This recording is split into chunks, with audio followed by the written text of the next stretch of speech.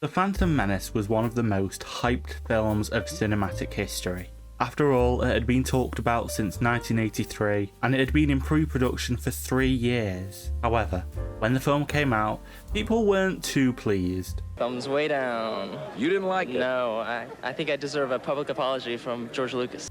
Anyway, this video isn't going to be about the film. Not really. I want to talk about some of the early script drafts and some of the film's older concept art, because I think it gives us an interesting glimpse into what this film could have been.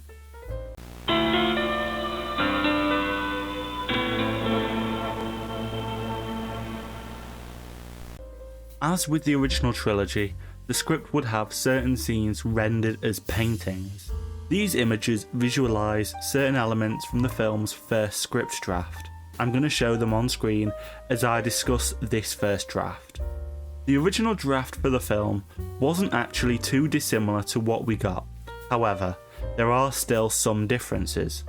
Kenobi would arrive on the Federation station alone, and would be the one who saved Jar Jar, who, in this version, would speak normally. He would rescue the Queen on Naboo and escape with 3 royal starships, however only one would make it through the blockade. He meets Anakin on Tatooine and liberates him from being a slave. He would also be the one to fight Maul on Tatooine, basically filling in the role that Qui-Gon would eventually get in the final film. We would only first meet Qui-Gon when the group arrive on Coruscant.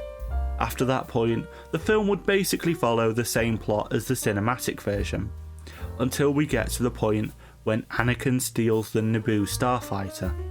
In this version, Padme would go with him, using the Gunner Seat as Anakin pilots.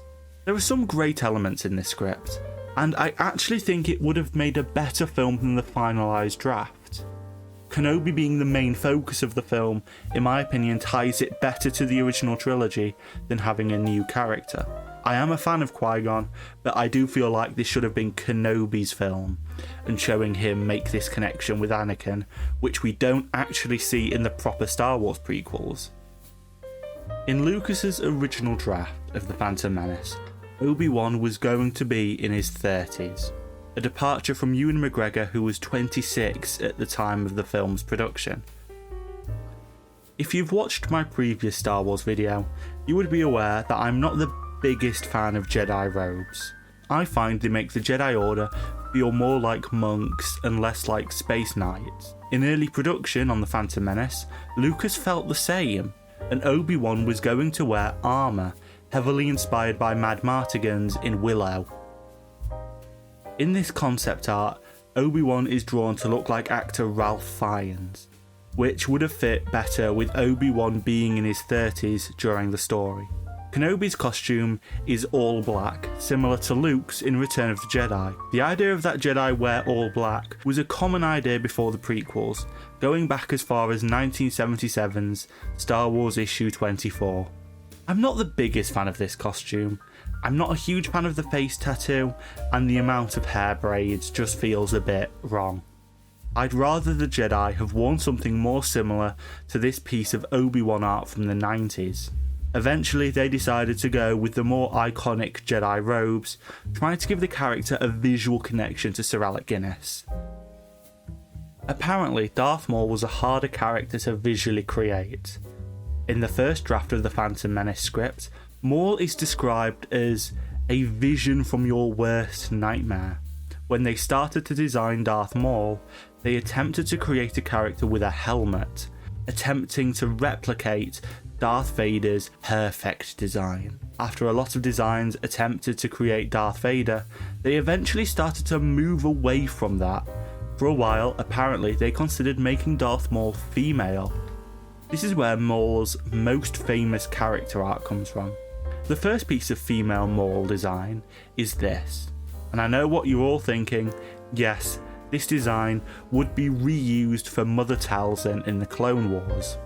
The next female design is this. This design is probably the most eye-catching and certainly matches the design being from a nightmare. Lucas apparently wasn't a fan of the design, thinking it was too scary.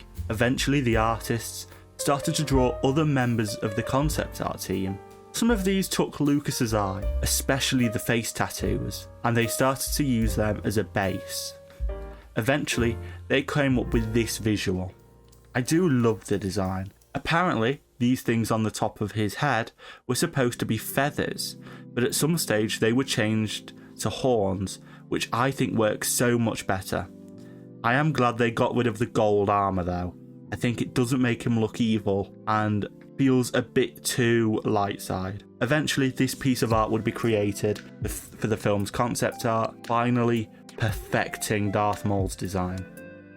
The battle droids were originally envisaged as being the predecessors to the stormtroopers. It's just one of our battle droids, actually. Oh, Look at this. This is cool. This is the new stormtrooper. Oh, This man. is our new stormtrooper. But in a way, he's the old model, replaced by Star Wars being the new stormtrooper. Yeah, because what you don't realize is that these guys really aren't very efficient. And their designs were going to reflect that.